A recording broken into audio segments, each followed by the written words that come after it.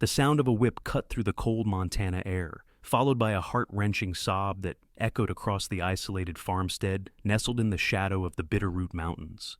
Katherine Foster flinched as another lash came down, not on her this time, but on the wooden post beside her, a warning that the next would find her flesh if she didn't stop her tears. It was 1879, and the West was still wild enough that a man could do as he pleased on his own property, especially one as far from town as the Blackwell farm, even if what pleased him was terrorizing a 20-year-old woman who'd been sold to him as a mail-order bride 3 months prior. "I told you to stop that infernal crying," Harrison Blackwell roared, his face contorted with rage, whiskey fumes rolling off him like heat from a stove. "No wife of mine shows weakness." Katherine bit her lip until she tasted blood, struggling to silence the sobs that threatened to escape.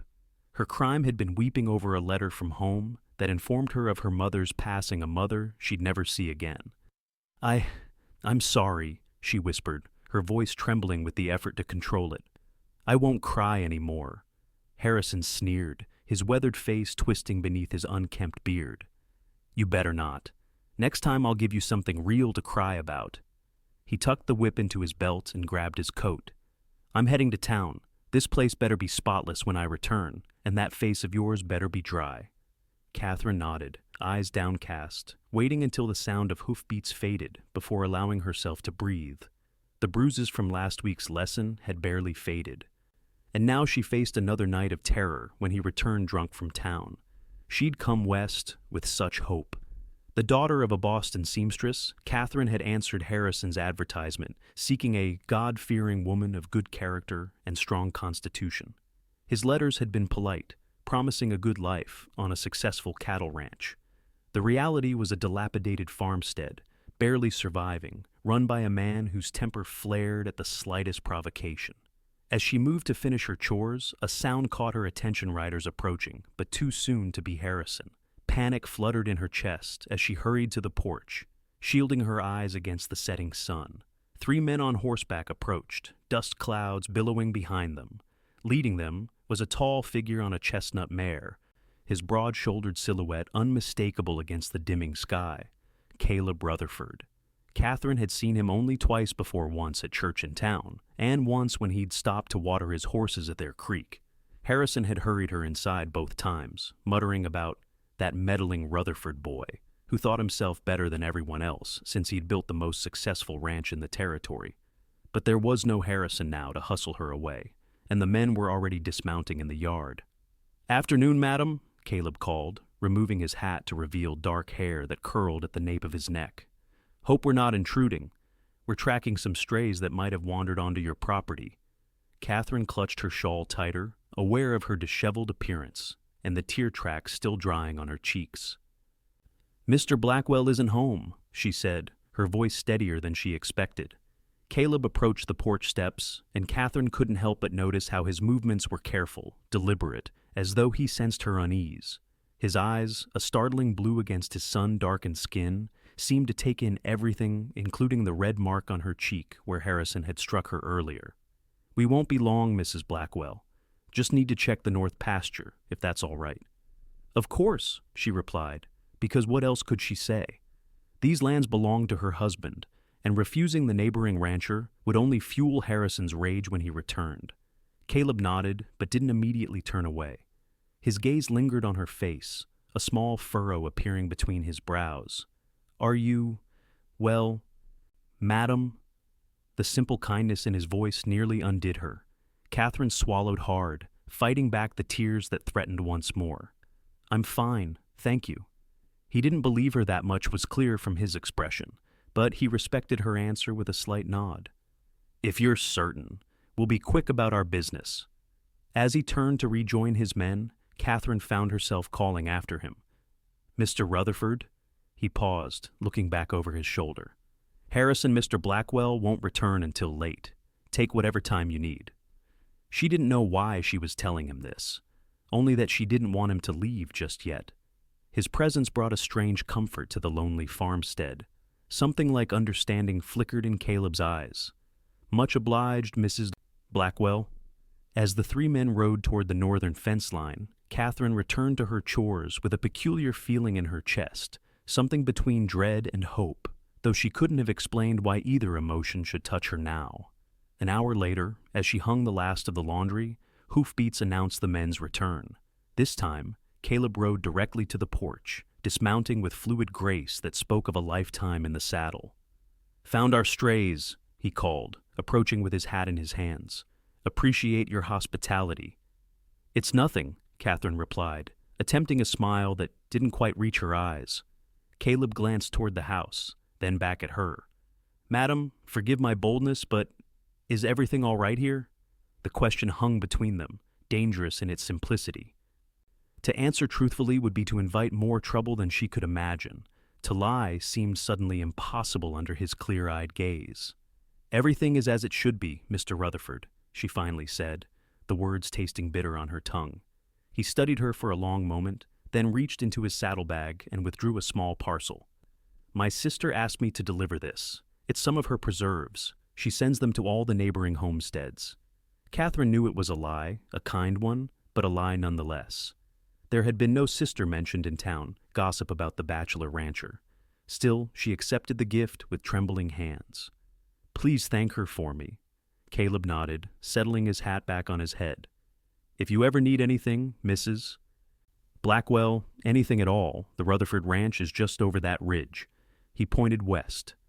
"It's not so far as it seems." Before she could respond, the sound of an approaching wagon made them both turn. Harrison was returning early, and from the erratic path of the wagon, he was already deep in his cups.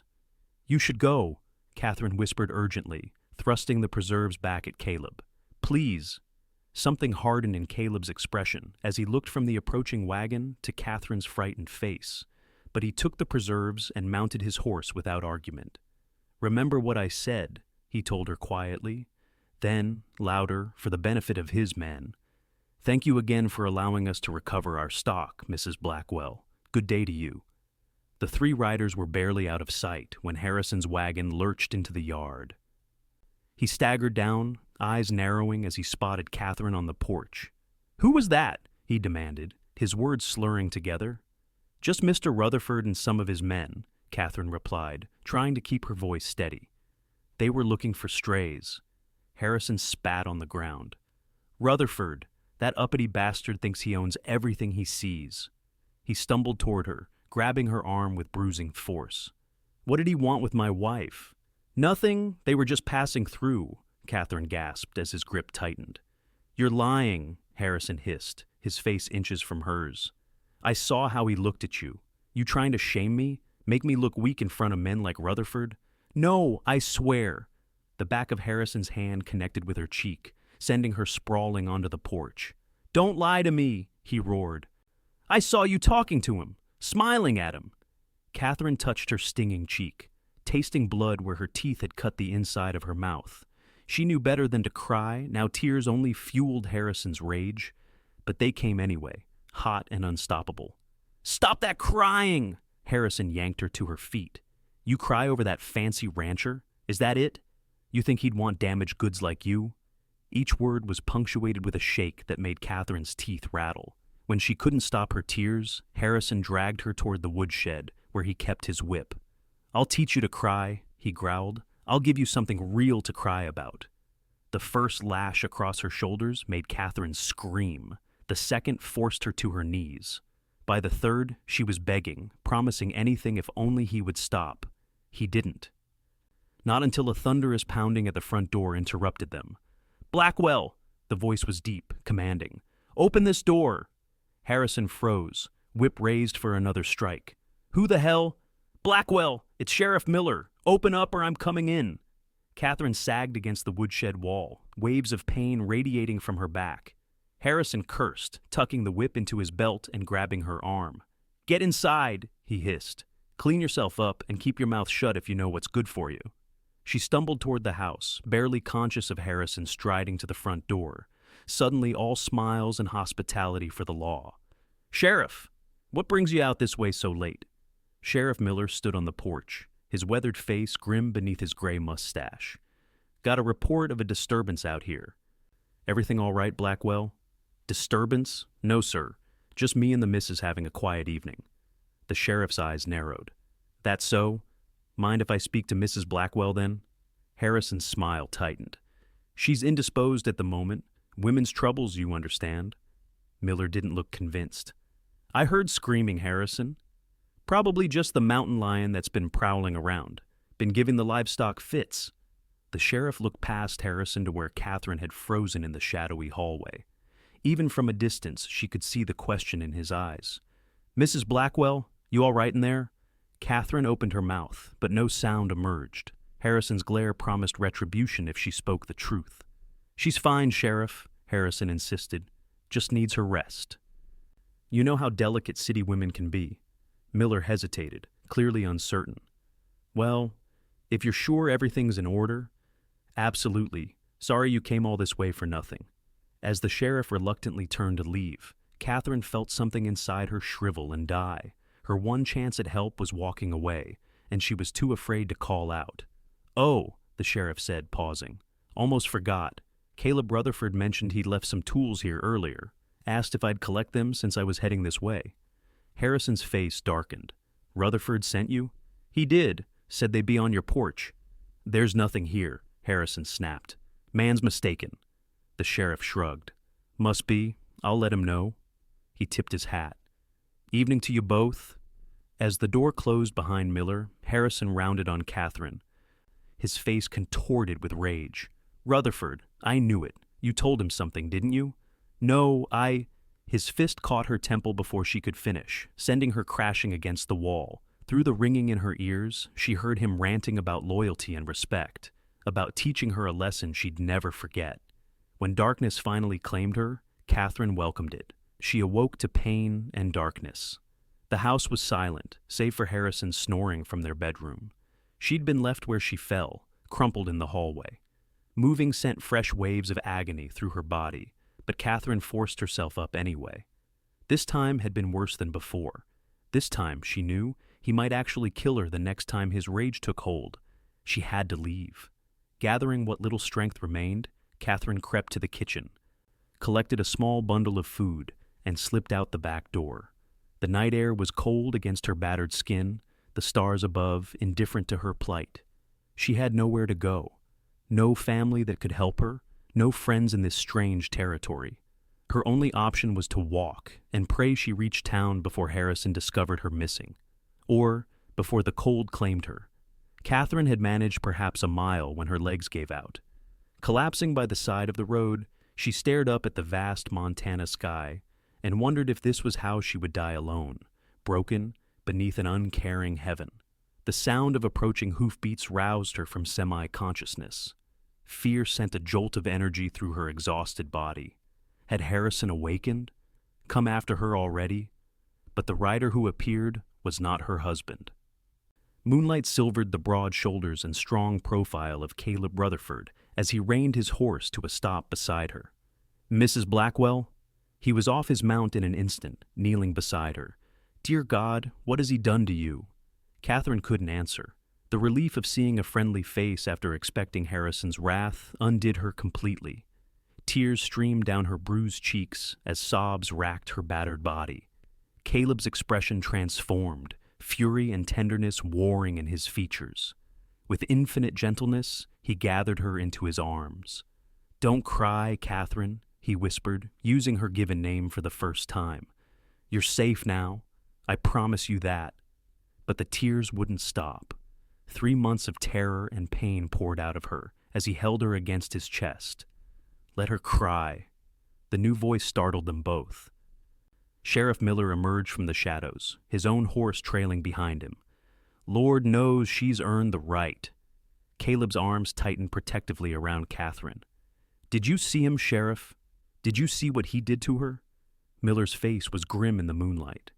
I saw enough to know Blackwell's been lying. Wanted to follow my gut and arrest him on the spot. But without Mrs. Blackwell's testimony, he shook his head.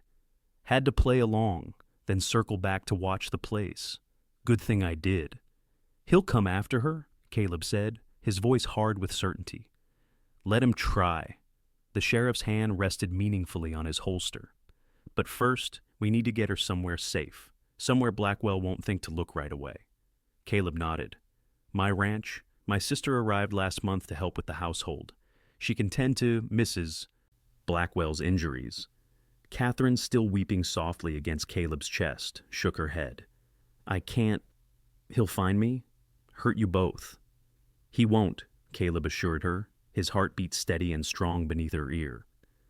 "And even if he tries, he'll find I'm not so easily intimidated." His voice softened as he looked down at her tear-stained face. "You've cried against my heart tonight, Katherine Foster, and I swear to you, from now on, these will be the last tears of fear you ever shed." The sheriff cleared his throat. "We should move quickly. Dawn's not far off." Caleb lifted Katherine onto his horse with care, then mounted behind her, cradling her against his chest. "Hold on," he murmured. "The ranch isn't far." As they rode through the darkness, Katherine felt something unfamiliar bloom in her chest, something that felt dangerously like hope. The Rutherford ranch came into view just as the eastern sky began to lighten. Unlike the ramshackle farmstead where Katherine had spent the past 3 months, this was a proper ranch, well-maintained buildings, sturdy corrals, and a main house that, while not ostentatious, spoke of prosperity and care. A woman appeared on the porch before they even reached the yard, wrapping a shawl around her nightdress. As they drew closer, Katherine could see the family resemblance, the same dark hair and striking blue eyes as Caleb. "What's happened?" she called, hurrying down the steps as Caleb carefully dismounted with Katherine in his arms. "Clara, this is Mrs. Blackwell," Caleb explained, his voice tight with barely contained anger. "Her husband. He's hurt her badly." Clara Rutherford's expression shifted from concern to horror as she took in Katherine's battered state. Without hesitation, she moved to Caleb's side, her hands gentle as she helped support Katherine's weight. "Bring her inside, quickly. I'll prepare the spare room." Sheriff Miller dismounted as well, removing his hat. "I need to get back before Blackwell realizes she's gone. I'll station some men near his property, make sure he doesn't cause trouble." Caleb nodded. "Thank you, Sheriff, for believing me when I came to you." "Been waiting for someone to speak up about Blackwell for months," Miller replied grimly.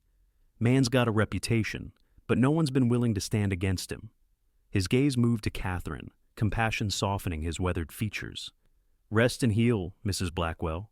When you're ready, we'll talk about what happens next." As the sheriff rode away, Caleb carried Katherine into the house, following Clara up the stairs to a clean, simply furnished bedroom. With infinite care, he laid her on the bed. "I'll fetch water and bandages," Clara said, already moving toward the door. "And laudanum," Caleb added, his eyes never leaving Katherine's face. "There's a bottle in the medicine cabinet." When they were alone, Katherine found herself unable to meet his gaze. "Why are you helping me?" she whispered. "You barely know me." Caleb knelt beside the bed, his expression solemn. "Because no one deserves what he did to you. Because I've seen the way you hold yourself at church, like a bird ready to take flight at the slightest movement. Because when I looked into your eyes today, I saw someone worth saving." Fresh tears welled in Katherine's eyes, but these were different, born, not of pain or fear, but of a gratitude so profound it hurt.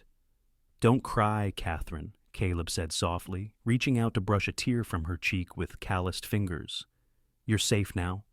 "That's why I'm crying," she admitted. "I can't remember the last time I felt safe." Something fierce and protective flared in Caleb's blue eyes. "Then I'll remind you every day, until you no longer need reminding." Clara returned with supplies, and Katherine submitted to their ministrations, too exhausted and hurt to do anything else. The laudanum dulled the worst of the pain, and Clara's gentle hands cleaned and bandaged the wounds on her back with practiced efficiency. "You've done this before," Katherine murmured, her words slurring slightly from the medicine. Clara exchanged a look with her brother. "Our father was not unlike your husband, before Caleb was big enough to stand against him." This piece of shared history resonated in Katherine's foggy mind. These people understood, truly understood, what she had endured. "Sleep now," Clara urged, pulling a light blanket over Katherine's shoulders. "You're safe here." As consciousness began to slip away, Katherine felt a warm hand clasp hers. Caleb's voice came to her through the gathering darkness. "I'll be nearby if you need anything at all." She wanted to thank him, but the laudanum pulled her under before she could form the words. Katherine slept through the day and into the night, waking occasionally when pain broke through the medicine's dulling effect. Each time, either Clara or Caleb was there, offering water, more laudanum, or simply quiet reassurance.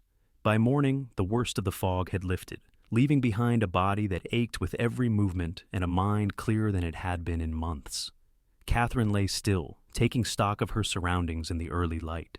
The room was modest but comfortable, with calico curtains framing a window that looked out over rolling pasture land. A soft knock at the door preceded Clara's entrance.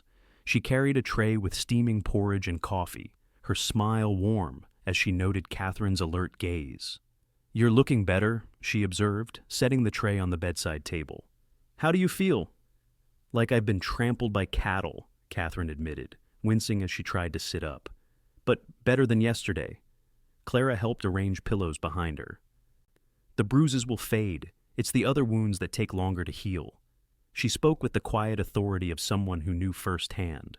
Katherine accepted the bowl of porridge, surprised to find herself hungry. "Your brother, is he here?" "Caleb's seeing to the ranch work, but he made me promise to fetch him when you woke." Clara's expression grew serious. "Sheriff Miller returned last night. Harrison Blackwell is looking for you." Katherine's hand trembled, spilling a drop of coffee onto the blanket. "He'll come here. He'll know." Clara shook her head. "The sheriff didn't tell him anything. As far as Blackwell knows, you've run off to town or beyond. And even if he does come looking here, Caleb won't let him near you. None of us will." The conviction in Clara's voice was comforting. But Katherine had learned the hard way that good intentions weren't always enough against a determined abuser. "I can't stay," she said quietly. "I'll only bring trouble to your door." "You'll bring nothing of the sort," came Caleb's voice from the doorway. He stood there in his work clothes, hat in hand, his expression gentle but resolute. "This ranch has weathered worse storms than Harrison Blackwell." Katherine looked away, overwhelmed by the kindness these strangers were showing her. "You don't understand. He won't stop. He'll say I've stolen from him, that I've broken our marriage vows. People will believe him. He can be very convincing when he wants to be." "Let him try," Caleb replied, entering the room fully. "Sheriff Miller has already taken statements from Dr. Peterson about injuries he's treated on you before, and from Reverend Adams about seeing bruises during church services. There are witnesses, Katherine. You're not alone anymore." The revelation that others had noticed, had known, and yet done nothing until now, should have angered her. Instead, Katherine felt only tired resignation. "It won't be enough. A husband has rights over his wife. The law doesn't permit torture," Caleb interrupted, his voice hardening. "What he did to you goes beyond any right a man might claim." Clara touched her brother's arm, a silent reminder to temper his anger. To Katherine, she said gently, "What my brother is trying to say is that you have options. Sheriff Miller believes there are grounds for annulment, especially given the misrepresentations in Blackwell's letters to you." Hope, dangerous, fragile hope, flickered in Katherine's chest. "Annulment?" Caleb nodded. "If you want it, or divorce, though that takes longer. Either way, you need never go back to him. And in the meantime," Clara added, "you'll stay here, where you're safe." Katherine looked between them, these two people who had no reason to help her beyond basic human decency. "Why would you do this for me? Take such a risk?" Something shifted in Caleb's expression, a momentary vulnerability that vanished almost as quickly as it appeared. "Because it's the right thing to do, and because no one did it for our mother when she needed it most." The simple, painful truth of that statement silenced any further protest Katherine might have made. She understood then that helping her wasn't just kindness on their part, it was a way of honoring a woman who had suffered as she had, without hope of rescue. "Thank you," she whispered, the words wholly inadequate for what they were offering. Clara smiled, patting Katherine's hand. "Eat your breakfast before it gets cold. Then, if you're feeling up to it, perhaps a proper bath would help. I've already heated water." The prospect of washing away the remnants of Harrison's cruelty was too tempting to resist. Katherine nodded, and Clara promised to return soon with the bathtub. When they were alone, Caleb moved closer to the bed, his expression serious. "Katherine, there's something you should know. Sheriff Miller believes Blackwell won't give up easily. He's been asking questions in town, offering rewards for information about your whereabouts. Fear clutched at Catherine's heart. Has anyone told him? No, but it's a small territory, and people talk. It won't be long before someone connects your disappearance with my visit to your farm yesterday. Caleb ran a hand through his hair, a gesture of frustration. What I'm saying is, we need to be prepared for him to come here. Catherine set aside her half-eaten porridge, appetite gone. I should leave, go somewhere he won't think to look. That's not what I'm suggesting. Caleb's voice was firm. Running won't solve anything. He'd only follow, and you'd be alone and vulnerable when he found you. Then what? We face him. Together. Caleb leaned forward, his blue eyes intense. Sheriff Miller is gathering evidence for a case against him, but it will take time. Until then, you stay here, where we can protect you. The thought of confronting Harrison made Catherine's stomach twist with dread. But Caleb's certainty was oddly reassuring. For the first time since arriving in Montana, she felt as though she had an ally, someone who would stand between her and harm's way. All right, she agreed softly. But please be careful. Harrison he's not a rational man when he's angry, and he'll be very angry now. Caleb's expression softened. I know men like him, Catherine. They're bullies who prey on those they perceive as weaker, but they're cowards at heart. He reached out, hesitated, then gently covered her hand with his. Trust me, he won't hurt you again. The touch of his hand on hers sent a strange warmth through Catherine's body, a feeling so at odds with the past months of fear and pain that she hardly recognized it. She found herself studying Caleb's face, the straight line of his jaw, the small scar near his right eyebrow, the kindness in eyes that had seen their own share of hardship. I do trust you, she realized aloud, surprised by the truth of it. Heaven help me, I barely know you, but I do. Something like pleasure flickered across Caleb's features. He squeezed her hand gently before releasing it. That's a start then. Rest now, I'll be close by. As he left the room, Catherine found herself watching him go, a curious lightness in her chest despite the circumstances. It felt almost like the beginning of something, though what, she couldn't say. The next week passed in a blur of healing and adjustment. Catherine's physical wounds began to mend under Clara's careful attention, though sudden movements still sent pain lancing through her back. The deeper wounds, the ones that made her flinch at loud noises or apologize for taking up space, would take longer to heal. Caleb was a constant, steady presence. Though he spent his days working the ranch, he made time each morning and evening to sit with Catherine, gradually drawing out her story, her childhood in Boston, her mother's death, the desperate circumstances that had led her to answer Harrison's advertisement. In turn, he shared pieces of himself. His determination to build something better than the hardscrabble farm where he and Clara had grown up. His dreams for the ranch. His quiet pride in what he'd accomplished in the 5 years since striking out on his own. Catherine found herself looking forward to these conversations, savoring the easy way Caleb listened, the respect with which he treated her opinions. It was a stark contrast to Harrison, who had dismissed her words as worthless chatter from the moment she arrived. You're different with Caleb, Clara observed one afternoon as they shelled peas on the front porch. More yourself, I think. Catherine looked up, surprised. What do you mean? Clara smiled knowingly. When you first came here, you were like a shadow barely speaking, always watching for danger. With Caleb, you laugh, you argue, you forget to be afraid. Heat rose in Catherine's cheeks. He's been kind to me. You both have. It's more than that. Clara's fingers never stopped their efficient work on the peas. I've seen how he looks at you when you're not watching, and how you look at him. Clara, Catherine protested, mortification washing over her. I'm a married woman. For now, Clara replied pragmatically. But not for much longer, if Sheriff Miller succeeds. The thought brought both relief and uncertainty. Freedom from Harrison was all Catherine had allowed herself to hope for. Anything beyond that seemed like tempting fate. Before she could formulate a response, the sound of an approaching wagon made both women look up.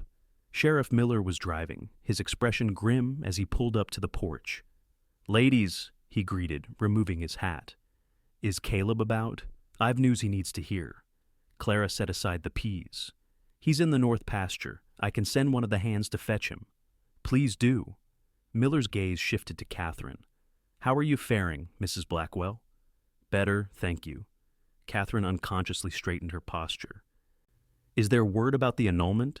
The sheriff's hesitation told her the news wasn't good even before he spoke.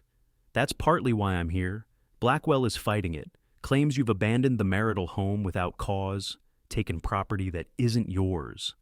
Katherine's hands began to tremble. What property? I took nothing but the clothes I wore. He's lying, of course, but it complicates matters. Miller looked uncomfortable. There's more. He's been making accusations around town saying you ran off with another man. That's absurd, Clara exclaimed. Katherine was half dead when Caleb found her. The sheriff nodded. I know that. But Blackwell's spinning quite a tale, and some folks are listening, especially since I'm staying at Caleb's ranch, Katherine finished quietly, the implications clear. Her reputation, something a woman in her position could ill afford to lose, was being deliberately destroyed. Miller confirmed her fear with a solemn nod.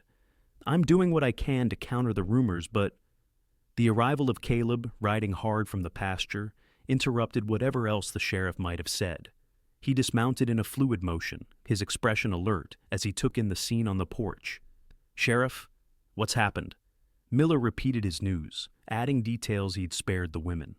Harrison had been drinking heavily, making threats against both Katherine and Caleb, stirring up sentiment among some of the less reputable elements in town. He's building to something, the sheriff concluded, and I don't have the manpower to watch him round the clock. Caleb's jaw tightened. You think he'll come here? I think you should be prepared for that possibility, Miller confirmed. Blackwell's not the type to let go easily, especially when his pride's been wounded. Katherine felt the familiar cold grip of fear. She'd brought this danger to Caleb's door, just as she'd feared. We'll be ready, Caleb said firmly, his gaze meeting Katherine's across the porch. I told you before he won't hurt you again. The sheriff seemed satisfied with this. I've deputized 2 men to patrol the road between town and here. If Blackwell makes a move, we'll have warning. In the meantime, keep your eyes open. After Miller departed, a heavy silence fell over the 3 of them. Katherine was the first to break it, her voice barely above a whisper. I should leave. Go somewhere else? This is my problem, not yours. Caleb crossed the porch in 2 strides, kneeling before her chair to meet her eyes. Katherine, look at me. She did, reluctantly. This stopped being just your problem the moment I found you on that road. His voice was low, intense. I made you a promise that night. I intend to keep it. But he could hurt you, or Clara, all because of me. Let him try, Caleb replied, a steely edge to his words. Harrison Blackwell is about to discover that not everyone can be bullied into submission. Clara cleared her throat. I think perhaps we should all come inside. I'll make coffee and we can discuss what precautions to take. As they moved into the house, Katherine caught Caleb's arm. Thank you, she said softly, for everything. I don't know how I'll ever repay you. Something flickered in his eyes, an emotion she couldn't quite name. There's nothing to repay. Just stay. Be safe. That's all I ask. The simple sincerity in his voice made Katherine's heart constrict with a feeling that, in different circumstances, might have been joy. That night, after Clara had retired to her room, Katherine found herself unable to sleep. Every creak of the house, every distant sound from the ranch set her nerves on edge. Finally, she gave up, wrapping herself in a shawl and making her way downstairs for a cup of tea. She was surprised to find Caleb still awake, sitting at the kitchen table with a rifle laid out before him, methodically cleaning each part. He looked up at her entrance, his face softening from concentration to concern. Can't sleep? Katherine shook her head, moving to the stove where the kettle still steamed. Too many thoughts? About Blackwell? Among other things. She poured hot water over a tea bag, watching the color seep into the liquid. May I join you? Caleb nodded, setting aside the rifle parts. Of course. She settled across from him, cradling the warm cup between her palms. For a while, they sat in comfortable silence, the only sounds the occasional pop from the banked fire and the soft tick of the clock on the mantel. What will you do? Caleb asked finally. If the annulment goes through? Katherine considered the question. It was something she'd been asking herself with increasing frequency. "I'm not sure. I have some skills sewing, basic bookkeeping. Perhaps I could find work in town, or in one of the larger settlements. You could stay here." The words seemed to surprise Caleb as much as they did Katherine. He hurried to clarify. "On the ranch, I mean. Clara enjoys your company, and we could certainly use the help with the household."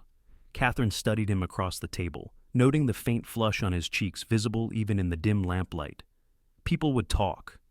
"People already are talking," he pointed out. "At least this way, you'd be safe while you decide what you want for your future."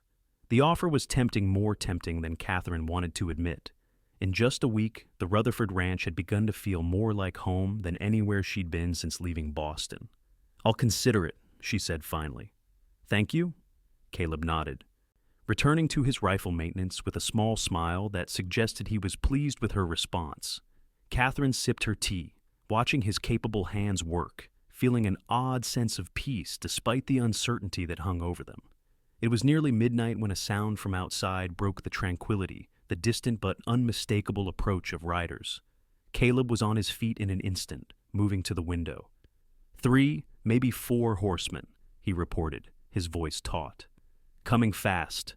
Fear shot through Katherine's body, but it was different now, not the paralyzing terror she'd known with Harrison, but something sharper, more focused.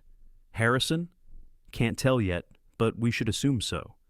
Caleb quickly reassembled the rifle, checking that it was loaded. "Go wake Clara. Tell her to bring my spare pistol from the gun cabinet. Then stay upstairs, both of you."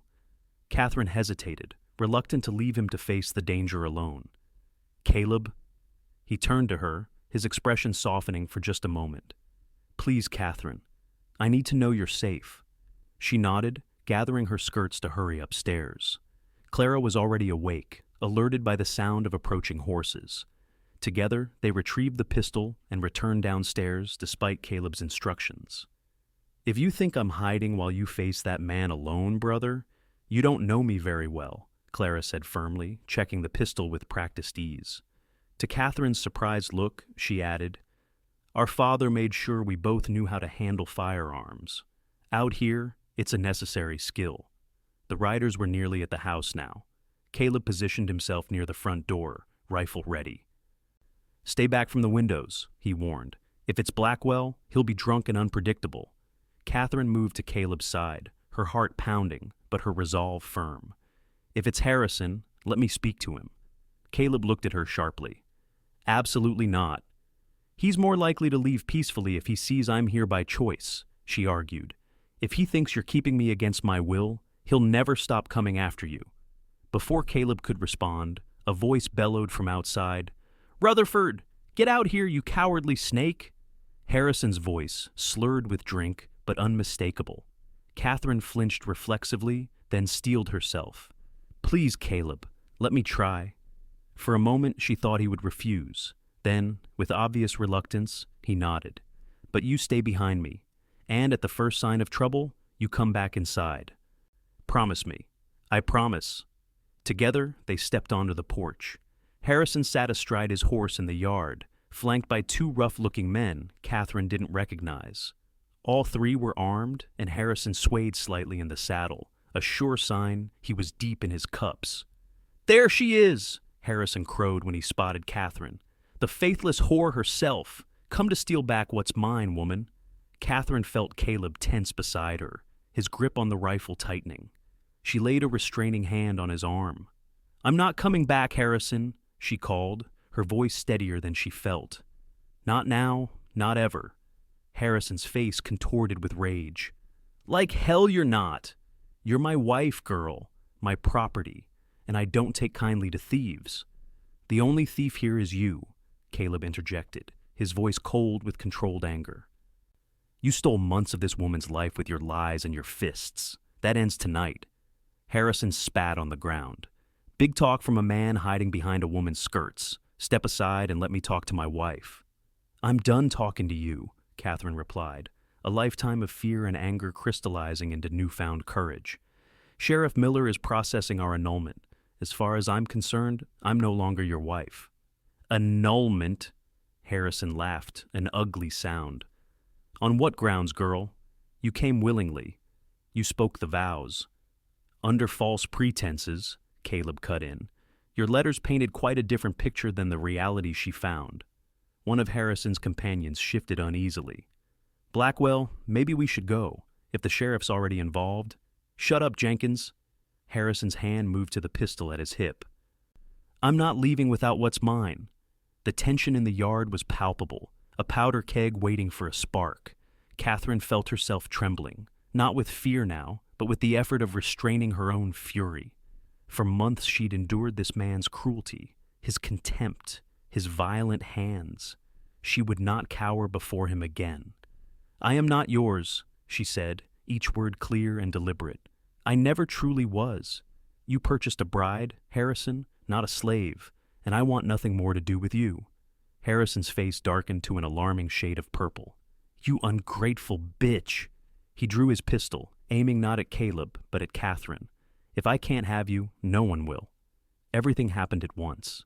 Caleb shoved Katherine behind him as he raised his rifle. Clara appeared in the doorway, her own pistol leveled at Harrison's companions. And a voice rang out from the darkness beyond the yard. Drop that weapon, Blackwell, now! Sheriff Miller emerged from the shadows, his deputy beside him, both with guns drawn. They must have followed Harrison from town, anticipating trouble. Harrison, drunk and enraged, hesitated only a moment before swinging his pistol toward the sheriff. It was a fatal mistake. Miller fired once, the shot echoing across the quiet ranch. Harrison jerked in the saddle, a look of surprise crossing his face before he toppled to the ground. His companions raised their hands immediately, all fight gone from them at the sight of their leader fallen. The deputy moved forward to disarm them, while Miller approached Harrison's still form. After a tense moment, the sheriff looked up. He's alive. Shot hit his shoulder. He'll live to stand trial. A strangled sound escaped Katherine, not quite a sob, not quite a laugh. The rush of emotions was overwhelming. Relief, shock, a dizzying sense of freedom. Caleb's arm came around her shoulders, steadying her. It's over, he murmured, his breath warm against her hair. It's really over. And it was. In the weeks that followed, Harrison Blackwell was charged with attempted murder, assault, and a host of lesser crimes. With testimony from Katherine, Dr. Peterson, and several townspeople who had witnessed Harrison's abuse, he was sentenced to 15 years in the territorial prison. The annulment was granted without further contest. Katherine Foster, no longer, Blackwell found herself truly free for the first time since stepping off the stagecoach in Montana Territory. She stayed at the Rutherford Ranch, initially as a guest, then as a paid housekeeper. The arrangement satisfied propriety while allowing her to remain close to the people who had become more dear to her than she'd ever expected, especially Caleb. Their relationship evolved slowly, carefully. Stolen glances across the dinner table, conversations that lasted long into the evening, rides across the ranch lands where Caleb showed her his favorite places, the hidden waterfall, the overlook with views all the way to the mountains, the grove of aspens that turned gold in autumn. Katherine found herself healing in ways she hadn't thought possible. The nightmares came less frequently. She stopped flinching at sudden movements. She learned to laugh again, to dream again, to believe she deserved happiness. And Caleb waited, patient and steadfast, never pushing. Always there when she needed him. It was a crisp October day when everything changed between them. They had ridden to the aspen grove, now resplendent in autumn glory, golden leaves shimmering in the sunlight. Katherine dismounted, turning her face up to the canopy above, feeling the dappled warmth on her skin. It's beautiful, she breathed, reaching out to touch the white bark of the nearest tree. Yes, Caleb agreed, but when she turned, she found him looking not at the trees, but at her. Something in his gaze made her heart quicken. Caleb? He moved closer, his blue eyes intent on hers. I've been wanting to say something to you for a long time, Katherine, but I wanted to be sure you were ready to hear it. She knew then what was coming, had perhaps known for weeks. Watching it grow between them like a fragile seedling, reaching for light. I'm ready, she whispered. Caleb took her hands in his touch gentle but sure. I love you. I think I've loved you since that first night, when you cried against my heart, and I promised you'd never have reason to cry from fear again." Katherine felt tears well in her eyes, tears of joy, not pain. "I love you too," she admitted, the words both terrifying and exhilarating to speak aloud. "I've been afraid to say it, afraid to trust it. I know." He lifted a hand to her cheek, brushing away a tear with his thumb. "And I'll spend however long it takes proving that this love is something you can trust, that I'm someone you can trust." "You already have," Katherine said, leaning into his touch. "Every day since you found me on that road, you've shown me what real kindness, real respect, real love looks like." Caleb's smile was radiant. "Then would you consider making it official, becoming my wife, my partner in everything?" The question should have frightened her, given her experience with marriage. Instead, Katherine felt only certainty, only rightness. "Yes," she answered, her voice steady and clear. "Yes, I would be honored." When he kissed her, it was with such tenderness that fresh tears spilled down her cheeks. But these were the kind of tears she never needed to hide, never needed to fear. "You're crying again," Caleb murmured against her lips, concern touching his voice. Katherine smiled through her tears. "Only because I'm happy, so very happy." They were married that December in the small church in town, with Clara as Katherine's maid of honor and Sheriff Miller standing up for Caleb. The whole community turned out to witness their vows, a show of support that moved Katherine deeply. As they exchanged rings, Katherine thought of how far she had come from that desperate young woman who had answered a stranger's advertisement, seeking security at any cost. She had found something far more precious: love freely given and received, a partnership of equals, a life built on mutual respect and understanding. "I now pronounce you husband and wife," the Reverend declared. "You may kiss your bride."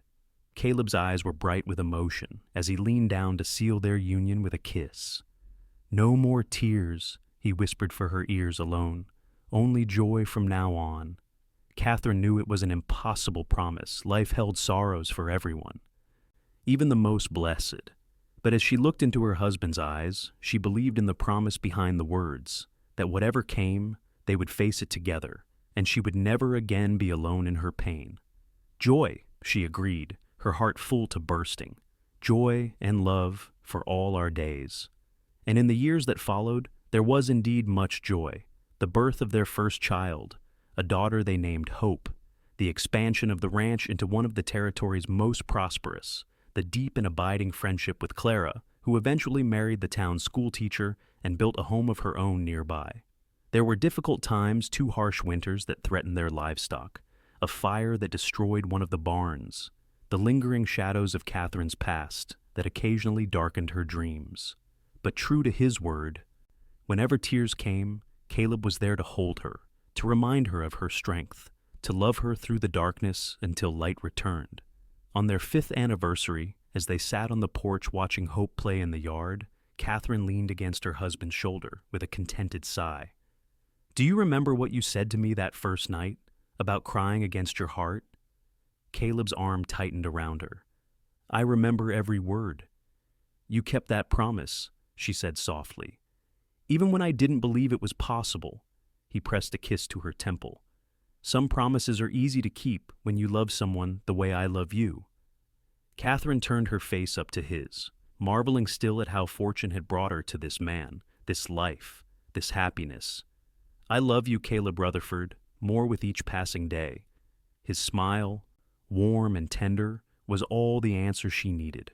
As the Montana sun set behind the mountains, painting the sky in shades of gold and rose, Katherine knew with absolute certainty that she was exactly where she was meant to be, safe in the arms of a man who had taught her that love, true love, never leaves bruises, only blessings. And if tears sometimes came, they were tears of gratitude for the journey that had brought her home.